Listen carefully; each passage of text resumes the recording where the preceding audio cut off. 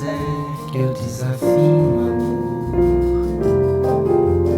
saiba que isto em mim provoca imensa dor. Só privilegiados têm ouvido igual ao seu. Eu possuo apenas o que Deus me deu. Se você insiste em classificar meu comportamento diante musical, eu mesmo mentindo devo argumentar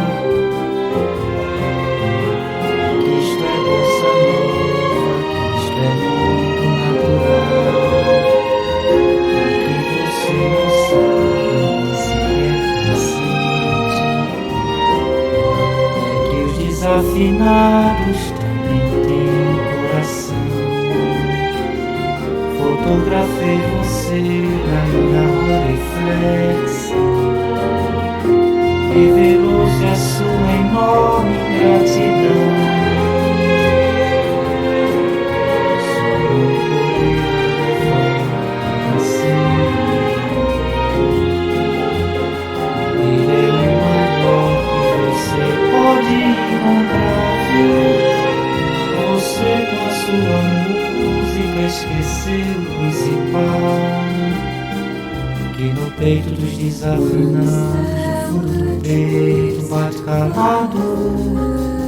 No peito dos desafinados também bate um coração.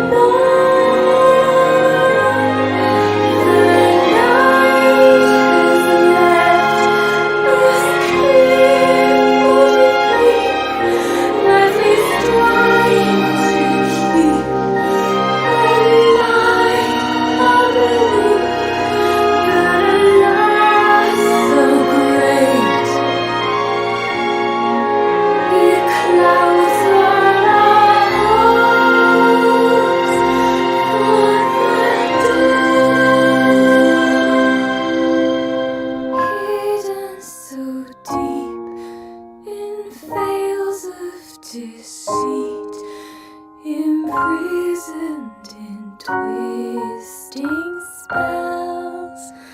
Are we the plaything of fiends, or merely the dreams that we're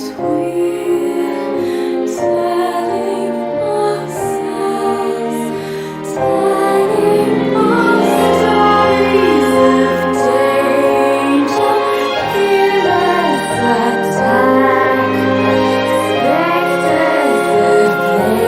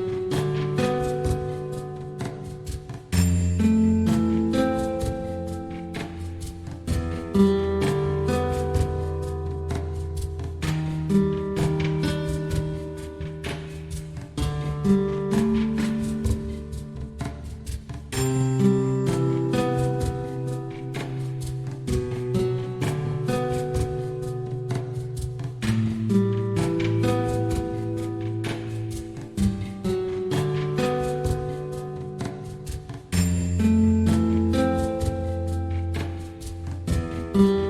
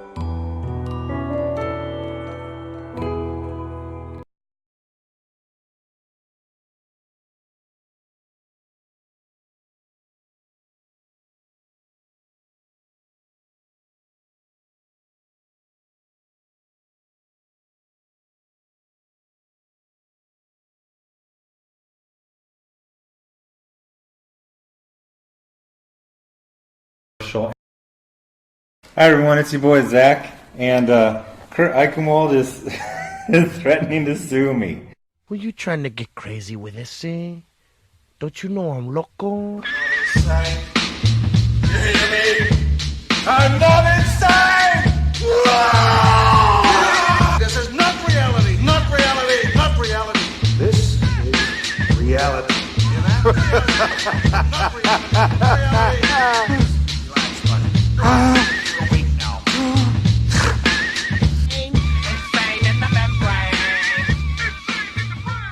And it was a link to hardcore Japanese cartoon pornography. It exists. Konnichiwa, Oni-sons, and welcome back to Part 2, the conclusion to the Kurt Eichenwald experience. Within Part 1, we covered some of the earlier controversies within Kurt's journalism career, namely his coverage of Justin Berry, a young man who found himself at the center of a child pornography ring. We took a look at some of the allegations and doubts that his contemporaries and peers at the time had when it came to how he went about pursuing the story.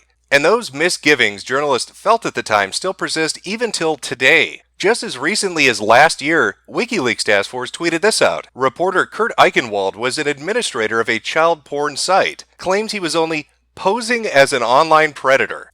7,000 retweets. A story that people were still very much interested in, even 12 years down the road. We touched on Kurt's disastrous appearance on Tucker Carlson, where he informed the host of the Fox News show that he had a secret message from the CIA just for him. We looked at the assault by gifting that Kurt just barely survived while his wife tweeted out about his current medical condition. And finally, we finished off with Kurt's appreciation for Eastern animated pornography and his love of sharing that with his thousands upon thousands of Twitter followers. And I suppose that's really as good a segue as any to take a look at the bane of Kurt's life, his social media account and his interactions with other people. Because Kurt's behavior hasn't mellowed out or leveled off. If anything, it's escalated. And escalated repeatedly within a short period of time through his use of Twitter and other social media platforms. And one perfect example of just that would be when Kurt found himself in the middle of a fight between somebody within the comic book industry and somebody outside of it. I don't take these comic book things all that serious. And if you do, like, get a life.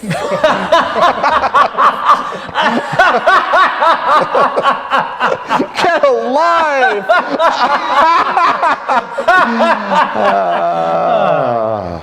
Our journey begins back in mid-February when @RebelWoman Michelle Perez tweeted this out. Richard C. Meyer, aka the Diversity in Comics Guy, he did a 30-minute video about a comic book circular that featured an article of mine. He's a multiple divorcee piece of shit. He's a war veteran, so of course he's a crypto-fascist. Unfortunately, an IED didn't blow him up. Now that tweet, one among many, was part of an ongoing internet feud dubbed Comicsgate. Now, for those of you unfamiliar with it and looking for the basic gestalt or a hard and fast summary, Comicsgate is simply a dispute between those that enjoy a medium of entertainment and those within it who are seeking to change the direction the industry is going in, making it more progressive or politically correct, and focusing on issues of social justice rather than entertaining the customer who's paying money for the product. This is a trend we've seen take place over the last decade in multiple different forms of media, be it television or movies or video games, and Comicsgate itself focuses on the comics book industry. Now, Richard C. Myers, the Diversity in Comics Guy, the multiple divorcee piece of shit war veteran, as Michelle puts it, is somebody that's against this, that doesn't like this idea of shoehorning in progressive storylines within already existing franchises, or in trying to dictate to the audience what they should enjoy, rather than what they actually do enjoy. Michelle Perez, on the other hand, is a transsexual communist furry. Guess which side of this argument they're on? Within a few days of that tweet going up, Kurt stumbled across it. The most horrible person on Twitter today is @RebelWoman, a comic book writer with Image Comics, who wished an Afghan vet was killed by an IED, and celebrated the deaths of a number of GOP and religious figures. I don't care if you don't like people's politics. This is obscene. So I condemned a comic writer for Image Comics for wishing an Afghan vet had died, and celebrating conservative deaths. Then I got bombarded with outrage from comic book industry insiders. When did comics become evil political? And when did lunatics take over? I missed this event. Well, it seems that Richard and Kurt both agree upon this. They both see the infiltration of an entertainment medium by those with a political agenda as a bad thing. So I'm sure they're going to be the best of friends going forward. So, real brief thing on Kurt Eichenwald. So you can see him right here on the screen. He's worked for a lot of big, Vanity Fair, MSNBC, New York Times. He's also very, very controversial and a real weirdo. So this is where the thesis of this comes in. I am not saying, Yahoo, Kurt Eichenwald's on my side. It's literally that there is a spectrum. And at one end is, me and a bunch of normies. At the other end is all the SJW comic book pros.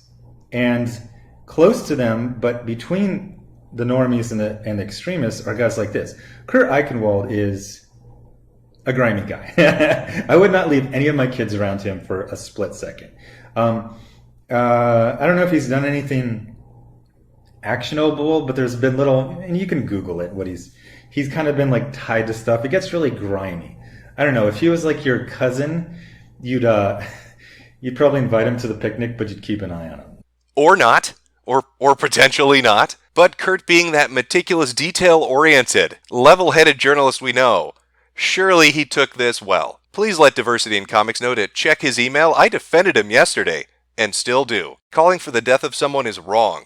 However, today I am perfectly happy to start wrecking him if he ignores what I wrote to him. So all you loons, let him know. And what exactly was the reckoning that Kurt was going to visit upon Richard? Beginning of the letter that Kurt Eichenwald just sent me. Read, respond, or I'm suing you. Richard, imagine for a minute that while in Afghanistan you saw a group of jihadists drowning children. Imagine that you run in and rescue them, resulting in children being saved and the jihadists captured. Then imagine some left-wing jerks change the story into you were drowning the children. Then imagine that a group of conservative jerks conclude that that's a convenient story against you, and say not only that you were drowning children, but that you went to jail for it. I saved children. Hundreds of them. I got pedophiles locked up, testified before Congress about it. Kids I saved testified about my rescue, and changed laws. Then left-wing pro-pedophile lunatics, yes, they exist, start a campaign of disinformation about what really happened. Journalists, incapable of reading documents and sworn testimony, or interviewing witnesses, pick up a story and tell the lunatic version without contacting me. Finally, 2 journalists tell the full story, but then right-wingers decided I was the enemy, took the left-wing lies, added to them, and spewed them out. You added a little more to the lies last night. You, unknowingly working with pedophiles and left-wing freaks, attacked a guy who saved kids, and spun a series of lies about my career. You pulled garbage off the internet and pretended it was true. It would be as if I searched the internet, saw people calling you a Nazi, then wrote, not only is he a Nazi, but well, let's just say they don't want to leave any Jews nearby him if you want them to survive. So you're going to read this. You are going to correct the record with a new video that talks about how you were suckered into it by left-wing garbage used against you. Or I am going to finally stop the lies by using you as the end point by suing you. Now, I don't believe it has to get to that. You're a veteran. You have honor. You would, if you carry the principles you should, want to fix what you did. But if you want to push the line that a kid saver is a kid diddler, I have no problem using you as the declaration that this stops here. So you are going to do another video, apologizing to me. You are going to say that I sent you proof of what really happened, and that you fell for the left-wing garbage.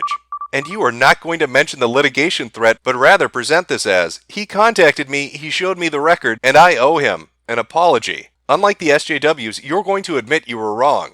And rather than doubling down, you're going to own up to it. Why am I bothering? Because this ends now. Because your deception to 50,000 people of the most noble thing my family ever did is somehow sordid and evil finally was the last straw. And because I believe military guys have integrity, unlike many journalists, I think you will care more about being right than about disclosing error. So I'm loading you up with everything to show you the falsehood. Just taking down the video is not acceptable. If you tell the truth, I will have a video I can link to you showing you the falsity. If not, I can take you to court and prove it. Your choice. Unlike most of the bots and lunatics who spew this garbage, I know where you are.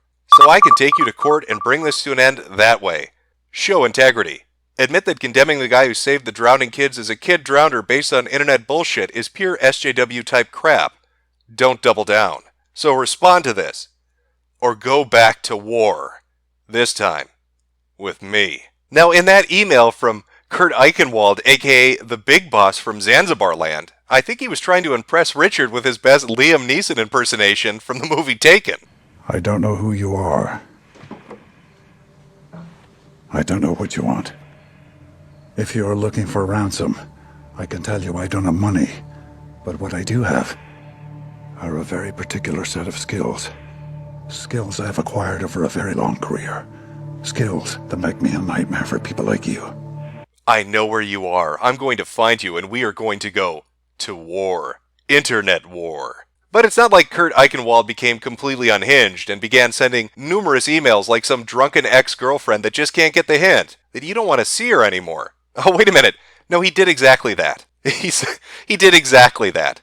But our little Kurt, he's not one to be deterred so easily. You may ignore his spamming your inbox like he's a Nigerian prince trying to get gold out of the US from an uncle's account that's been long forgotten. Well, he'll just turn around and use a new tactic. It's amazing how brave people are on the internet, but who shrivel into little piles of pink dust when they are asked to show some sense of integrity by having direct conversation. Kurt, he didn't ask to talk to you. Ever. He's never even mentioned your name before. You bulldozed your way in and insisted you had the right to his time and energy because you defended him, and then threatened him when he didn't give in to you. No means no. Follow me. Well now, is Ethan a brave man? Will he throw himself into the lion's den and open up those DM messages to Kurt? Ethan was kind enough to share their conversation with me. A bizarre, meandering conversation that seemed to go on for an eternity. I've taken a few highlights to give you the basic idea of how this conversation went down between the two of them. Now call me. Say so publicly. Lawsuit threat off the table. I'm saying it to you. I'm not making any public announcement until someone calls me, and I get to have this conversation. Then you call Richard. Once we have made clear what reality is, I will announce. We don't negotiate with terrorists. You want to talk, you come as a friend. Then you call me. That's all I want. You call me, you talk to Richard, and I will say this is over. But you need to post that you were angry with the lawsuit threat, and it's off the table.